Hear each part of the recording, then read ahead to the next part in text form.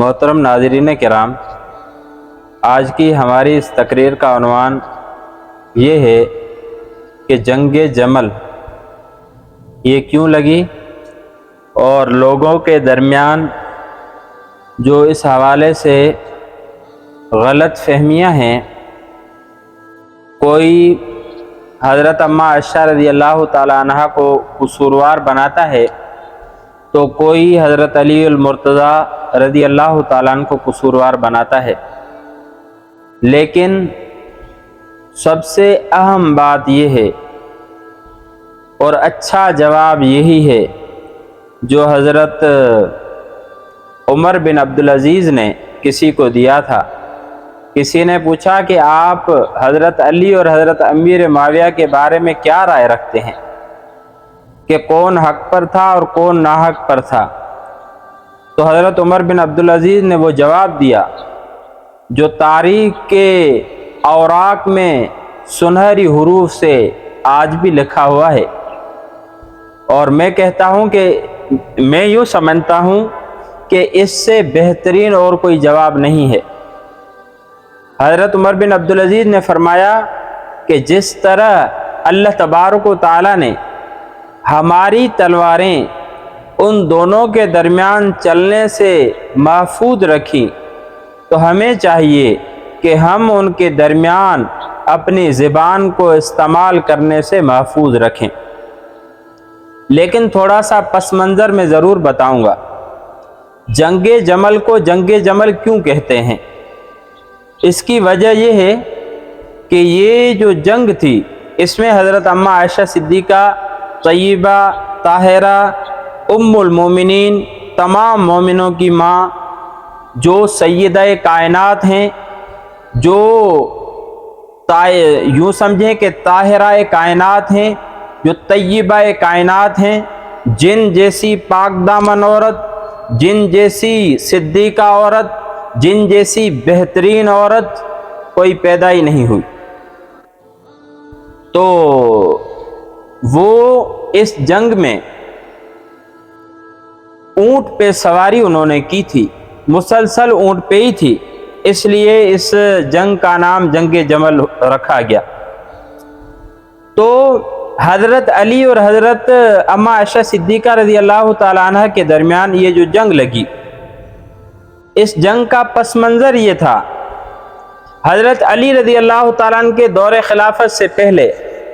جو دور شروع ہوتا ہے، وہ دور حضرت عمر فاروق کے بعد حضرت عثمان غنی رضی اللہ تعالیٰ عنہ کا دور شروع ہوتا ہے۔ حضرت عثمان غنی رضی اللہ تعالیٰ عنہ کی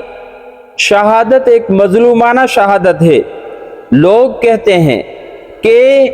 حضرت امام حسین رضی اللہ تعالیٰ عنہ کائنات کے مظلوم ترین شہید ہیں، لیکن اگر آپ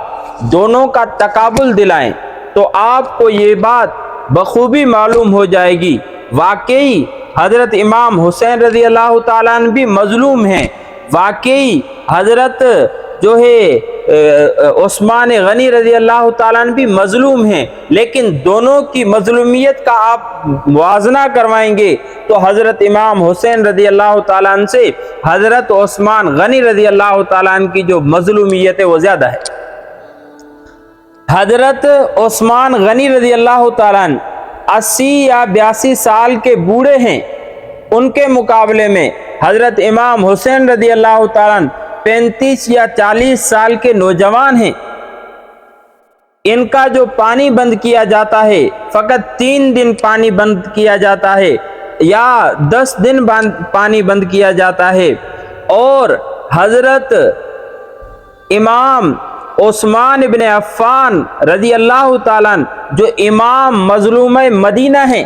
جن کا جو پانی بند کیا جاتا ہے وہ 40 دن تک مسلسل پانی بند کیا جاتا ہے۔ شیر خدا حضرت علی رضی اللہ تعالیٰ عنہ نے پانی دینے کے لیے جاتے ہیں تو باغی ایسے وہ ٹھیٹھ بن چکے تھے کہ حضرت عثمان غنی رضی اللہ تعالیٰ عنہ کو انہوں نے حضرت علی کو حضرت عثمان تک پانی پہنچانے نہیں دیا۔ انہوں نے ظاہر بات ہے کہ شیر خدا تھے، کہا کہ میں جاؤں گا، تو انہوں نے کیا کیا کہ حضرت علی رضی اللہ تعالیٰ عنہ کی جو مشکیزہ تھی اس کے اندر تیر مارے اور وہ پانی سارے کا سارا ضائع کر دیا۔ لیکن حضرت علی رضی اللہ تعالیٰ عنہ حضرت عثمان کی طرف اپنی سر سے پگڑی اتار کر اندر پھینکتے ہیں کہ عثمان کو پتہ چلے کہ واقعی علی آئے تھے، لیکن انہوں نے پانی دینے نہیں دیا، پانی پہنچانے نہیں دیا، تاکہ کل قیامت کے دن میں جو ہے ان کے سامنے اللہ کے رسول صلی اللہ علیہ وسلم کے سامنے جب حاضر ہوں تو سرخرو ہوں، شرمندہ نہ ہوں۔ بہرحال حضرت عثمان کی ایسی ایک یوں سمجھے کہ مظلومانہ شہادت ہے۔ حضرت عثمان کے پاس طاقت ہے، فوج ہے، ہر چیز موجود ہے۔ صحابہ کہتے ہیں کہ آپ حکم کریں، یہ باغی چند ہیں، ہم لاکھوں میں موجود ہیں، ان کا ہم جو ہے صفایا کر دیں، لیکن قربان جاؤں۔ حضرت عثمان پر کہتے ہیں کہ نہیں، میں مدینہ رسول کو اپنے خون سے، مسلمانوں کے خون سے میں جو ہے رنگین نہیں کرنا چاہتا۔ یعنی طاقت فوج موجود ہے تب بھی بدلہ نہیں لے رہے ہیں۔ اور حضرت امام حسین رضی اللہ تعالیٰ عنہ کی اگر ہم بات کریں، وہ تو مقابلہ کر رہے ہیں، یہاں تو مقابلہ بھی نہیں ہے۔ تو بہرحال یہ ایک تقابل اگر دلائیں تو حضرت امام حسین رضی اللہ تعالیٰ عنہ کی بھی شہادت مظلومانہ ہے، لیکن اس کے مقابلے میں حضرت عثمان غنی رضی اللہ تعالیٰ عنہ کی جو شہادت ہے وہ زیادہ مظلومانہ شہادت ہے، زیادہ مظلومیت والی شہادت ہے۔ تو بہرحال تو یہ مظلومانہ جو شہادت ہوئی، اما عائشہ صدیقہ طیبہ طاہرہ رضی اللہ تعالی عنہ کا جو مطالبہ تھا، کیونکہ حضرت عثمان رضی اللہ تعالیٰ عنہ کی جو ہے خلافت کے بعد جو خلافت آتی ہے وہ حضرت علی رضی اللہ تعالیٰ عنہ کی آتی ہے، تو حضرت اما عائشہ صدیقہ رضی اللہ تعالیٰ عنہ کا مطالبہ یہ تھا کہ جو قاتلین عثمان ہیں وہ جو ہے ان سے فی الفور بدلہ لیا جائے، فی الفور ان سے قصاص لیا جائے جنہوں نے حضرت عثمان غنی رضی اللہ تعالیٰ عنہ کو شہید کیا ہے، کیونکہ ان میں سے کچھ جو ہے فوج کے اندر بھی تھے۔ لیکن حضرت علی رضی اللہ تعالیٰ عنہ کا ظاہر بات ہے کہ بات ان کی بھی ٹھیک تھی، بات حضرت علی رضی اللہ تعالیٰ عنہ کی بھی ٹھیک تھی۔ حضرت علی رضی اللہ تعالیٰ عنہ کا اور یہ تھا مطالبہ کہ ابھی کیونکہ یہ یوں سمجھے کہ 6 سال کا ایک فتنوں کا دور گزرا ہے جس کے اندر آپس میں خانہ جنگیاں بہت ساری ہوئی ہیں، اس لیے یوں کرنا چاہیے کہ ابھی قصاص ہم نہیں لیتے، کچھ ٹائم ہم صبر کرتے ہیں، جب ہماری حکومت مضبوط ہو جائے اس کے بعد جو ہے ہم ان سے قصاص لیں گے۔ لیکن جو ہے اما عائشہ رضی اللہ تعالیٰ عنہ کا مطالبہ یہ تھا کہ نہیں، فی الفور ان سے قصاص لیا جائے۔ تو اس معاملے پر جو ہے حضرت علی رضی اللہ تعالیٰ عنہ اور حضرت اما عائشہ رضی اللہ تعالیٰ عنہ کی جنگ لگی۔ لیکن جنگ کیا واقعی ان کی لگی تھی یا لڑانے والے کوئی اور تھے؟ تو یہ عرض کرتا چلوں کہ لڑانے والے بیچ میں کوئی اور تھے، جنہوں نے بیچ میں جو ہے باتیں ڈال کر جو ہے آپس میں انہوں نے انتشار پھیلا کر انہوں نے لڑایا۔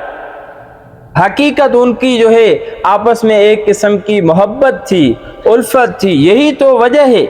کہ جب اما عائشہ صدیقہ رضی اللہ تعالیٰ عنہ پر تہمت لگتی ہے، نبی کریم صلی اللہ علیہ وسلم نے سب سے پوچھا، حضرت علی سے مشورہ لیا، تو حضرت علی رضی اللہ تعالیٰ نے یہی مشورہ دیا کہ اے اللہ کے رسول صلی اللہ علیہ وسلم، عائشہ سے آپ کا نکاح کس نے کروایا؟ تو نبی کریم صلی اللہ علیہ وسلم نے فرمایا کہ عائشہ سے میرا نکاح اللہ تبارک و تعالیٰ نے کروایا ہے۔ تو فرمایا کہ جو اللہ آپ کے جسم پر ایک مکھی برداشت نہیں کرتا، وہ اللہ آپ کے بستر پر ایسی عورت کیسے برداشت کرے گا؟ عائشہ پاک ہے، اور قرآن مجید نے بھی یہی کہا، الطیبات للطیبین والطیبون للطیبات۔ تو بہرحال اس سے معلوم ہوتا ہے کہ ان کے آپس میں اچھے جو ہے مراسم تھے۔ اب کون صحیح تھا کون غلط تھا، یہ مشاجرات صحابہ میں سے ہے۔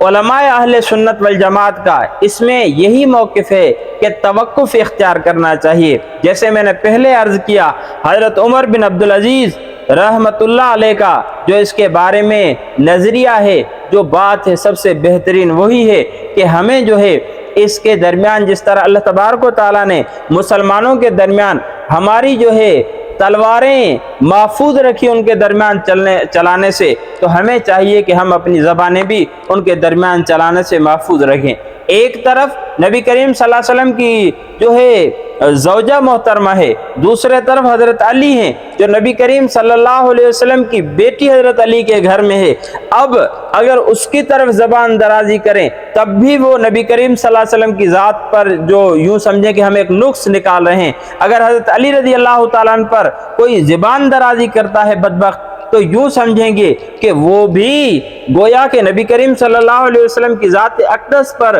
जो है वो ज़ात अक़दस के ऐब निकाल रहा है। इसलिए ज़रूरी है कि हमें जो है तवक्कुफ़ इख्तियार करना चाहिए। वो अल्लाह का मामला है और अल्लाह तबारक व तआला ही ज़्यादा बेहतर जानते हैं कि इसमें क्या अच्छा है, क्या जो है कौन हक़ पर था कौन नहीं था। हम तो वो लोग हैं कि हम अपने मोहल्ले में बैठकर फैसला नहीं कर सकते, हमारे घर में हमारा फैसला काबिल कबूल नहीं होता, तो इतनी बड़ी शख्सियत के बारे में हम कैसे फैसला कर सकते हैं। बहरहाल अल्लाह तबारक व तआला से मैं दुआगू हूँ कि अल्लाह रब्बुल इज़्ज़त हमें तमाम सहाबाए किराम से, अहले बैत इज़ाम से, अज़वाज मुतहरात से जो है सच्ची मोहब्बत नसीब फरमाए और उनके नक्श कदम पर हमें चलने की तौफीक नसीब फरमाए। व आखिरु दावाना वल्हम्दुलिल्लाहि रब्बिल